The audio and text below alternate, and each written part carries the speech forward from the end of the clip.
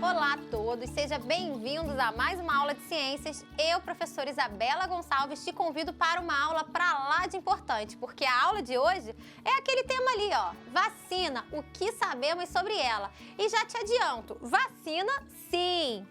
Bom, quando a gente começa a falar de vacina, qual é a função da vacina? Você tem alguma ideia?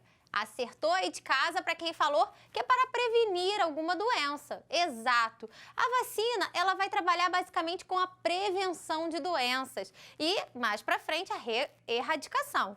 Porém, a gente não pode começar essa conversa de vacina sem antes falar do sistema de defesa.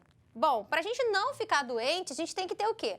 Algo defendendo o nosso corpo, né? Para não ficar doente contra algum micro-organismo. E você sabe que você tem um sistema de defesa para lá de competente? Exato, galera. A gente tem um batalhão aí, um exército pronto para qualquer corpo estranho que tenta invadir o nosso corpo entrar em ação. E aí, o que acontece? A gente tem um sistema de defesa natural, a gente vai dar nomes a esses sistemas. Quando a gente tem algo estranho, qualquer substância estranha, a gente vai chamar de antígeno. Uma partícula de um vírus, algum fragmento de bactéria, por exemplo. E aí a gente vai começar a reconhecer esse corpo estranho. Eu digo, nosso sistema imunológico, nosso sistema imune. Vai começar a reconhecer esse corpo estranho e vai desencadear uma resposta. Essa resposta vai ser dada pelos anticorpos. Então, gravem esses nomes para a gente começar a aula de hoje falando principalmente do nosso sistema de defesa. Vamos lá! Então, o sistema de defesa do nosso organismo, ele vai atuar na distinção do que é próprio, ou seja, aquilo que de fato nos pertence, e o que não é próprio, ou seja, moléculas estranhas que são reconhecidas como invasoras. Então, eu dei o exemplo aí, por exemplo, de um vírus.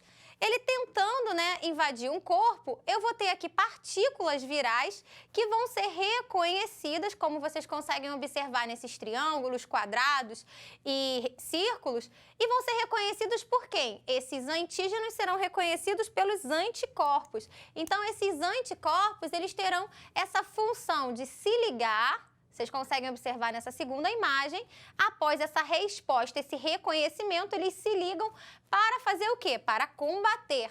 Então, a gente sabe, vem cá, que nós temos uma defesa natural, ok? Nós temos essa defesa, mas também teremos a defesa artificial. E é aí que vai entrar quem? A vacina. Então, continuem aí no slide. Então, agora eu consigo mostrar para vocês a defesa natural, que vai ser feita por vários sistemas do nosso corpo. Nós temos a pele, o suor, a lágrima como primeiras barreiras, digamos assim, e as células de defesa propriamente ditas, que vão combater esses micro-organismos. E a defesa artificial será a vacina. Por quê, professora? A vacina, ela vai ser o quê? Um método artificial de imunização ativa e preventiva. Por que ativa? Porque você vai receber, na verdade, micro-organismos de forma mortas ou atenuada, e aí esse micro-organismo vai causar em você o quê? A produção, ele vai estimular a produção de anticorpos. Então, por isso a imunização ela é ativa. E também será preventiva. Por quê? Porque uma vez que você tem um contato com um agente estranho, aquele exército que eu falei para vocês, aquelas células de defesa, elas vão entrar em ação. Seja através da vacina, ou seja através de alguma doença que você possa contrair. E esse sistema de defesa, uma vez em ação, ele vai conseguir o quê? Gravar a imagem, a identidade daquele micro-organismo, de forma que quando você for exposto novamente, você não vai ficar doente. Por quê? Porque o seu sistema imune, ele vai saber e vai reconhecer aquele agente e já tem a resposta pronta para ele. Então, a vacina, ela vai fazer o que com a gente? Ela vai nos preparar, ela vai preparar o nosso corpo a combater aquele micro-organismo antes, na verdade, de que a gente tenha contato com ele de uma forma mais forte, de uma forma mais potente. Vamos continuar no slide. Então, o que acontece? A preparação, ela vai ser o quê? Constituída, o que vai ter dentro da vacina, Ela vai ser constituída de micro-organismos, sejam vírus, bactérias, fungos, dependendo da doença que for combater, que for prevenir melhor, modificados no laboratório de forma que eles vão perder a sua potência de provocar determinada doença. E, além disso, eles possuem os agentes causadores da própria doença. Então, se eu tenho, por exemplo, uma vacina contra o sarampo, dentro da vacina do sarampo, terá o quê? Partículas do vírus do sarampo, seja ele inteiro, seja um fragmento, seja ele combinado com outros micro-organismos, e aí parte do seu código, da sua identidade, por exemplo, vai estar lá. Então, qualquer vacina, pessoal, ela vai ter ali dentro o micro-organismo que a gente vai tentar prevenir daquela doença que ele causa, ok? Bom, mas a pergunta que eu faço para vocês é o seguinte: como é que essas vacinas funcionam uma vez que entrou dentro do organismo? Essa parte que eu acabei de explicar, eu trouxe uma imagem bem bacana, olhem aí. Uma vez que você teve contato com essa vacina, a gente vai ter o quê? Uma forma enfraquecida ou totalmente inativada da doença. E esse micro-organismo, uma vez, ele vai ativar o nosso sistema de defesa e vai entrar em ação o quê? O combate desse micro-organismo pelos anticorpos, gerando não só uma resposta, como uma memória imunológica. Lembram da memória? E se no futuro, foi o que eu expliquei para vocês, se no futuro o agente ativo, o agente causador daquela doença atacar o seu corpo, você já vai ter todo um exército que já vai ter a resposta pronta e específica para combater e destruir aquele agente causador. Então, a memória ela vai funcionar exatamente desse jeito. Quando você for encontrar aquele agente que, de fato, causaria uma doença, você não vai ficar doente porque você estará imune, você já tem uma resposta prontinha para combater aqueles micro-organismos. E eu trago para vocês nessa imagem uma foto muito significativa, que é a minha foto quando eu tomei a vacina de Covid-19, né? Que foi um momento muito bacana, pensando aí em toda a situação da pandemia que a gente está vivendo. Bom, e aí eu deixo essa pergunta: tomei a vacina, já estou imune? Olha só o que eu trouxe para vocês. Olhem esse gráfico. Eu tenho aqui a primeira exposição. Lembra que eu falei que vai ser com um micro-organismo de forma fraca, então você não vai ficar doente. Mas o que acontece? O seu corpo ele precisa de um tempo para reconhecer o micro-organismo, seja o vírus, bactéria, e depois desse tempo, que aí você vai começar a gerar o quê? Os anticorpos. Então, o seu corpo ele precisa desse tempo para reconhecimento, para preparação da resposta e para gerar a memória. Então, esse tempo vai ser exatamente se eu faço, por exemplo, um teste de sorologia, que é o que a gente está acostumado muito a falar, que é para ver se aquela vacina foi eficaz, para ver se eu já tive determinada doença, enfim. A gente tem aí as sorologias, né? Então, no primeiro momento que eu tomo a vacina, minha sorologia tende a ser o quê? Negativa. Porque eu acabei de ser exposto àquele micro-organismo enfraquecido. Então, o que acontece? Quando eu tomo a vacina hoje, eu tenho que esperar, eu tenho uma janela aí até o meu corpo começar a produzir os anticorpos. E a essa janela damos o nome de janela imunológica, que vai ser o período entre o contato com o agente infeccioso e o tempo que o organismo leva para produzir quantidade suficiente de anticorpos contra a infecção capazes de serem identificados nos testes. E é o que a gente observa na imagem ao lado, né? Após um determinado período, você já tem aí o quê? Uma grande quantidade de anticorpos e aí sim o seu teste daria positivo. Inclusive, uma curiosidade, quando você viaja para algum estado que tem alto índice de febre amarela, as companhias de viagem, as agências de vigilância sanitária, por exemplo, elas exigem a vacinação contra a febre amarela, porém com período de no mínimo 21 dias. Por quê? Esse período é justamente essa janela imunológica. Não adianta eu tomar a vacina hoje e viajar amanhã. Justamente por conta desse tempo aí que o nosso corpo precisa para gerar os anticorpos e aí sim ficar imune àquela doença, ok? Agora eu vou perguntar para vocês. Vocês têm ideia de como que uma vacina é fabricada? Não é de um dia para o outro, claro, e exige muita responsabilidade e muitas etapas que precisam ser cumpridas para que ela seja liberada pelos órgãos reguladores, como a Anvisa, por exemplo. Então, a partir do momento que a própria agência reguladora liberou, é porque, na verdade, teve todo um trabalho por trás. Vamos dar uma olhada. A produção de uma vacina ela é dividida em várias etapas. A primeira é a pesquisa, porque você precisa reconhecer as características daquele agente que você quer combater. Então, você precisa estudar, seja o vírus, seja a bactéria, para produzir e como será essa vacina. Será o vírus inteiro? Será parte dele conjugado a outro micro-organismo, por exemplo? Depois da pesquisa, a gente tem aí os testes. Esses testes começam em animais e depois parte para humanos. Para humanos, vai se desencadeando várias fases, que vai aumentando o número de pessoas a serem testadas. A terceira etapa é a etapa de produção e distribuição. Após ser aprovada por órgãos reguladores, como a Anvisa, aí sim a vacina pode ser produzida e distribuída em larga escala para todo o país.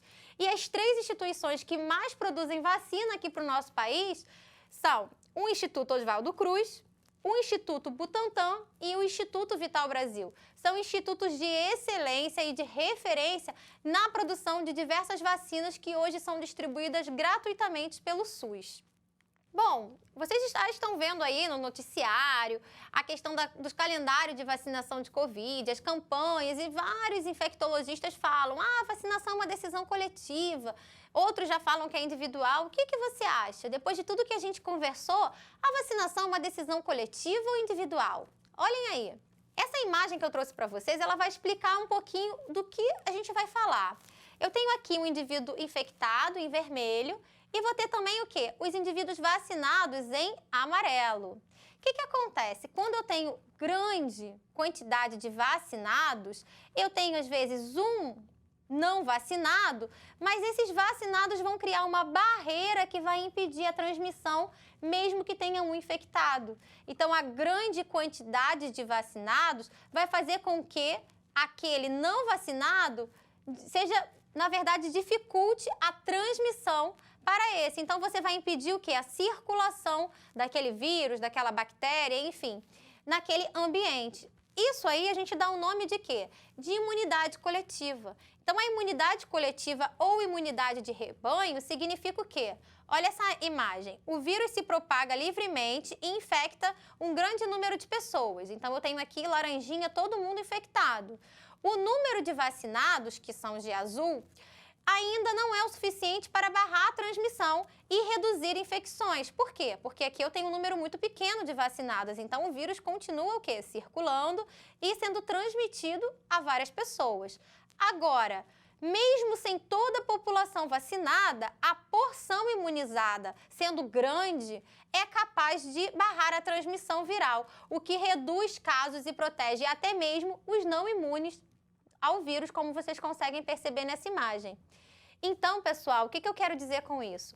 A imunidade coletiva, ela vem trazendo o quê? A vacinação é um ato coletivo. Por mais que a decisão seja sua, você deixar de se vacinar, você está o quê? Facilitando a transmissão. Porque uma vez vacinado, você, o seu vizinho, o seu pai, a sua mãe, você vai dificultar cada vez mais essa transmissão. E a gente tem que ter muito cuidado, porque no início da pandemia, usaram muito esse discurso de imunidade coletiva para deixar que as pessoas fiquem doentes, e aí criar essa imunidade coletiva naturalmente, né? E não de forma pela vacina. Mas a gente tem que ter cuidado com o quê? A doença é uma doença muito grave, muito letal. A partir do momento que você tem uma mortalidade alta, se você deixa que a população crie essa imunidade coletiva, você faz com que a população basicamente morra. Bom, então, para a gente erradicar realmente essas doenças, para a gente combater e prevenir essas doenças, a gente tem que ficar sempre ligados no nosso calendário e na nossa caderneta, claro, de vacinação. Olhem aí. A vacinação, ela trabalha com diferentes programas e calendários. E no Brasil, gente, há o Programa Nacional de Imunização, que é o PNI, desde 1973, onde muitas vacinas são distribuídas gratuitamente pelo SUS, né, pelo Sistema Único de Saúde. E todo cidadão precisa estar atento às campanhas e ao calendário de vacinação. É responsabilidade de todos. E de acordo com a faixa etária, a gente vai ter o quê? Até cadernetas diferentes. Então, você certamente tem uma caderneta diferente do seu pai, que vai ter a caderneta de adulto, tem caderneta para o idoso, para a gestante. E dentro de cada caderneta, a gente vai ver na próxima imagem, que vai ter o quê? As vacinas que cada um tem que tomar, que tem que estar em dia. Então, os calendários de vacinação, eles são específicos de acordo com a faixa etária de cada um. Aqui eu deixo o calendário do adolescente. Eu trago aqui principalmente essas vacinas, a hepatite B, a HPV, a dupla de adulto, a meningite e a tríplice viral, sendo que aquela meningocócica, que é de meningite, ela já está, na verdade, com uma outra fórmula. E aí, olha, gente, isso daí não era oferecido gratuitamente, já está gratuito no SUS, então não deixem de se vacinar contra a meningite ACWY. Adolescentes dentro dessa faixa etária podem ir a qualquer clínica da família ou a qualquer unidade básica da saúde para vacinar e deixar sua carteira bonita e em dia. Agora eu trago uma questão muito complicada, que várias doenças consideradas erradicadas no Brasil, e nós ganhávamos títulos quando a gente tinha uma doença erradicada, como por exemplo do sarampo, elas estão ressurgindo no Brasil. Então a gente tem aí, a cobertura da vacinação infantil teve queda de até 39% dentro da pandemia. Mas esse caso, pessoal, de redução de cobertura vacinal, isso já vinha acontecendo antes da pandemia. Se a gente olha aqui esse gráfico, a gente está vendo o quê? Uma queda. Desde 2015, a gente está vendo uma diminuição da cobertura vacinal. E essa questão é muito triste, por quê? Olha o que aconteceu aí nessa reportagem. Brasil perde certificado de país livre de sarampo. Então, nós tínhamos, na verdade, o certificado de erradicação, ou seja, a doença não estava mais circulando e já começaram novos casos do sarampo justamente pela não vacinação, né? O que a gente vai chamar aí de movimento anti-vacina. Então, essa decisão de não tomar a vacina, por exemplo, do sarampo, faz com que doenças que eram erradicadas voltem a ressurgir. E tem mais, a vacina do sarampo, ela vem junto com a vacina da rubéola, sarampo, cachumba e rubéola. Então você tem aí doenças que também já estavam tiradas, já estavam erradicadas, melhor, como a rubéola, que voltam a assolar novamente o nosso país. Então, a nossa aula está ficando por aqui, mas eu deixo aí um recado para vocês. Olhem aí. Então, pessoal, com saúde não se brinca. Diga não às fake news. Vacinas causam autismo? Nem pensar. Vacina muda seu DNA? De forma nenhuma. É falso que nanorobôs serão introduzidos em vacinas da Covid-19 para alterar o DNA, gente. Que bom que isso é falso, porque não tem a menor lógica. E aí eu digo, não vou tomar vacina, tenho medo de virar jacaré. E olha o que o jacaré responde. Também não vou tomar, porque tenho medo de virar humano. Ou seja, a questão da desinformação ela é tão grande a ponto de a gente pensar que a gente vai se transformar em um outro animal. Então olha o recadinho que ele falou para vocês. A vacina não vai fazer você virar jacaré, tá bom? É verdade esse bilhete. Então eu encerro a aula de hoje, espero que vocês tenham gostado e olha, vacina sim, vacina sempre, tá bom? Tchau, tchau!